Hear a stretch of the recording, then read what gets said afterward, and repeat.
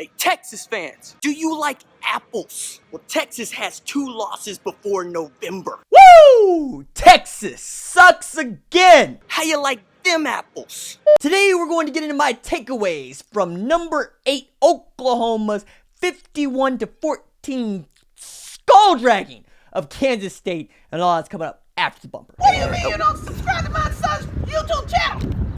Mama, no! Just snap the damn ball, RJ. What's up, kidfolk? It's RJ Young. I am not on a step mill. Consider hitting the like and subscribe button because I upload a video every single day. It's always OU related, college football related, sports related. We have a good time. And today we're going to get into my takeaways from Oklahoma dropping Kansas State. But first, as you know, I have this book out. It's called Let It Bang. It's really getting a lot of buzz. It's got a lot of reviews. If you're one of the people who have bought it, I would appreciate it if you go to Amazon or Goodreads or wherever it is that you review books. Leave a note. Give it 5 stars. Let me know what you think. As well as if you haven't, buy it. It's important and I appreciate it. And I got this comic book that we're getting started. It is called Blood Country. If you've donated to the channel and you would like a PDF, email me, rjyoungwrites.com. All right, so my first takeaway from Oklahoma just destroying Kansas State is that, again, as I said in the recap video, we got Kyler Murray and you don't. Kyler Murray was phenomenal. And it wasn't just the 19-24 for 352 with 3 TDs. It wasn't just the 5 carries for 46 yards. It was what he could do when the play broke down, because Kyler Murray would go off script and he would do that point guard thing where he would point to guys, tell them to just get open, right? Just to release, and he would get him the ball. Or with the botched snap that ended up on the floor, he picked it up off the floor, and not only did he not panic, he shook the defensive tackle and then picked up a first down. The little things, the tiny things. There's, yes, the elite speed, the elite athleticism, the touch with the ball, the ability to throw the deep ball, but there's the command of the offense. There's that he understands what he's supposed to do, how this play is supposed to go, and that he has utter confidence in himself, and his coach has utter confidence in his ability to execute the play, even as a theory and not necessarily as a correct answer. Like, that's the thing. There are lots of ways that these plays can go, and for whatever reason, Lincoln Riley gives Kyler Murray the right option, and then Kyler Murray either picks the right option or creates one himself, and that makes this offense not just lethal, but legendary. What they did against Kansas State was legendary, and that's my next takeaway. 702 yards of offense from Oklahoma on 68 plays. That means that Oklahoma averaged better than a first down for each play. Each play. This is a team that averages about 63 plays per game, right? So every time they get the ball, they're going to score. And that's what they did against Kansas State. They scored on every single possession. What I found remarkable is that if you look at the drive chart, Oklahoma had the same number of drives as Kansas State, which is my next takeaway. There's possessions and then there's possessions. OU's first 9 possessions resulted in 6 or 3. That's phenomenal, especially when you take into account how good the defense was at limiting what Kansas State wanted to do, which was run the ball and control the clock by getting stops. Which leads me to my next takeaway. The Oklahoma defense stopped Kansas State, held them to 245 total yards, 108 yards passing, and the Big 12's best running back in Alex Barnes, 13 rushes for 28 yards. He averaged 2.2 yards per carry. That's phenomenal.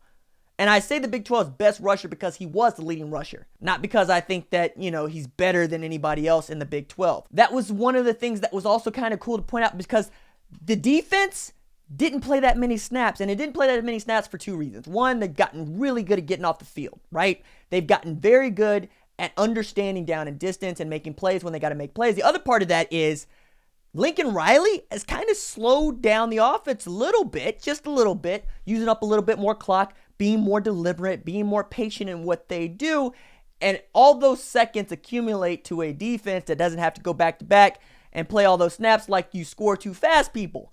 That said, I don't really care, except that the offense continues to do what the offense does, because it's not just that the offense is Oklahoma's best asset. It is that it is the best offense in college football, and it has a case to be the best offense ever That's including the 2017 Oklahoma team with the Heisman winner at quarterback with 3 unanimous All-Americans, the first team in history to do that. Now with Kyler Murray, it seems like the limit does not exist for this offense, and it's only about Lincoln Riley saying, okay, now let's pull it back. Let's put Austin Kendall in there, TJ Pledger in there. And when they did, all TJ Pledger did was rush for 91 yards on 13 carries, which is my next takeaway. Look, the young kids are real good. They're real talented. They're still a little green, but you can see flashes. You can see Ronnie Perkins coming along. You saw Buki with the hit of the season so far. You've seen Trey Brown come on. You've seen Robert Barnes come on. You've seen Creed Humphrey learn what he's supposed to do at the center position. But most of all, you've seen what Jalen Redmond has been able to do. This is a man who had blood clots in the summer, was on blood thinners for a few months, was going to redshirt this entire season, wasn't even going to practice. Then all of a sudden, he's not only conditioning, he's practicing in pads. And then he's going to play against TCU, and that seemed like a really big deal because that's the kind of stuff superheroes do. And then he played against TCU. And then against Kansas State, he's in the regular rotation. And he's in regular rotation. He got 5 tackles, 2.5 for loss. Jalen Redmond is coming on in a big way after basically giving up what we thought was the 2018 season. And now it's about whether or not he's going to redshirt, right? Because he's played in 2 games. You get 4 games before you have to redshirt. We'll see how that goes. But it's another example of how talented these young guys are, that he could come back from that and still contribute in the way that he is.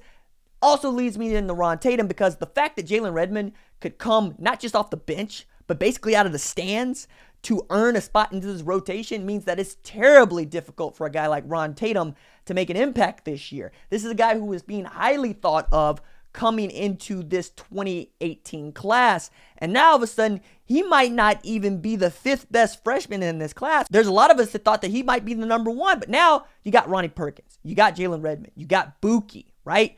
And you've got other guys waiting in the wings like Pat Fields and Miguel Edwards. You have the 2018 class is actually pretty good. It's going to get a lot better. The defense is solid. It's going to get better. The ceiling is nigh for what they can do because the secondary is what the secondary is. But the front 6 in particular have been dynamos, and I'm impressed by it, which leads me to my next takeaway. This team is just different with Kenneth Murray Jr. and Curtis Bolton on the field. Because between those 2 guys, you have your linchpins. You have identified the 2 guys that you cannot do without. Right? We talk about the defensive line, how thin it is there. We talk about how much we would like to have defensive tackles to get a guy like Michael Thompson back from his ACL injury, bringing in guys like Derek Green.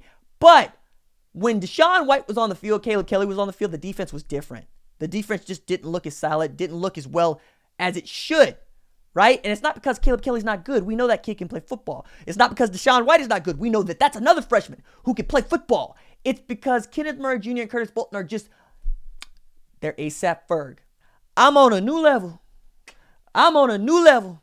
That's where they at right now. And the defense is flying the football because those 2 guys in the middle are doing the work of 1.5 people, and I love it. Next takeaway is Hollywood Brown did not have to be Hollywood Brown against Kansas State. And that is awesome because because he was coming off of an ankle injury. You didn't want to use him any more than you had to. He only had 2 catches for 22 yards, but you didn't have to have him because you had CeeDee Lamb. 4 targets, 4 catches, 160 yards, 2 touchdowns. You had Grant Calcaterra out in space. You had Trey Sermon wrecking people. You had Kennedy Brooks making long runs. You had Kyler Murray doing his Superman thing.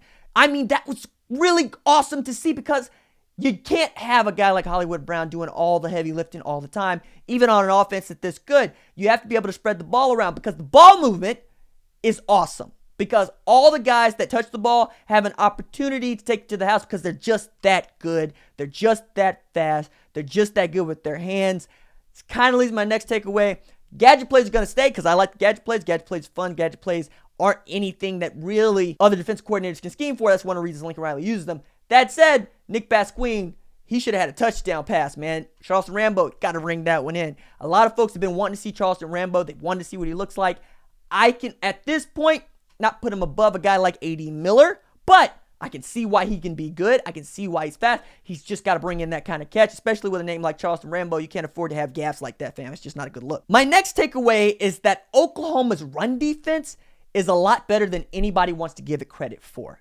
Kansas State rushed for over 300 yards against Baylor, rushed for nearly 300 yards against Oklahoma State, handed Oklahoma State their head, came into Owen Field and got nothing. Got Nothing at all. With 4 guys on the line of scrimmage and 2 linebackers. Basically a front 6 every time you saw it. Saw some 5-man fronts. You've seen what we're capable of now in run defense. And if the secondary can catch up just even a little bit, this is a team that not only can make a run, but can compete for a national championship, which is my next takeaway. There is a road, a definite road to the national championship in 2018. You don't even need to worry about what Texas does, what West Virginia was, what Iowa State does, what Clemson does, Alabama, or Notre Dame. You just need to win games. You just need to win the Big 12 championship. If Oklahoma wins out, I don't see a way for them to be left out of this college football playoff, making their 3rd since the inception of the new format. I think it's there for us, man. I really do. You have a generational player in Kyler Murray. You have a bevy of running backs you can give the ball to. You've got wide receivers that you trust. You have a defense that is finding its way after the halfway mark of the season. It's there for us. We could do this. Finally, my last takeaway is that one of the major reasons why I'm so bullish and I'm saying we could do this is Oklahoma has scored 100 points in the last 2 games. Ridiculous. Stupid. Awesome. But that's also what it's going to take to beat a team like Alabama in the only game all season that matters. That would be the national title game. If it's us versus them, we have a shot to win it. We have a shot to walk away with our 8th national championship. I'm giddy!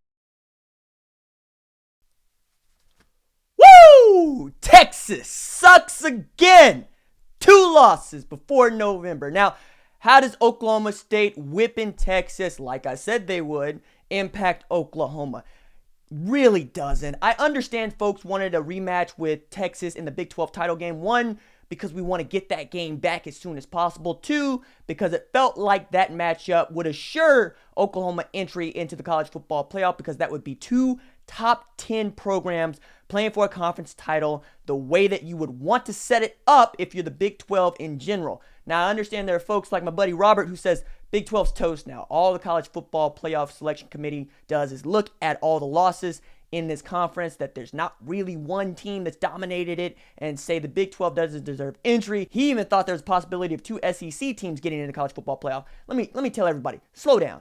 Seriously, calm down. There's a month left of college football. So if you think that Alabama, Clemson, and Notre Dame are all going to stay undefeated, I think that one of those teams is going to slip. Whether it be in the conference championship game or not, Alabama has to get past a very good LSU team and an Auburn team that got its number last year, and then win the conference championship. But even a 1-loss Bama team gets in, and that might be the one thing that Oklahoma can't abide, because a 1-loss Alabama team gets in the college football playoff.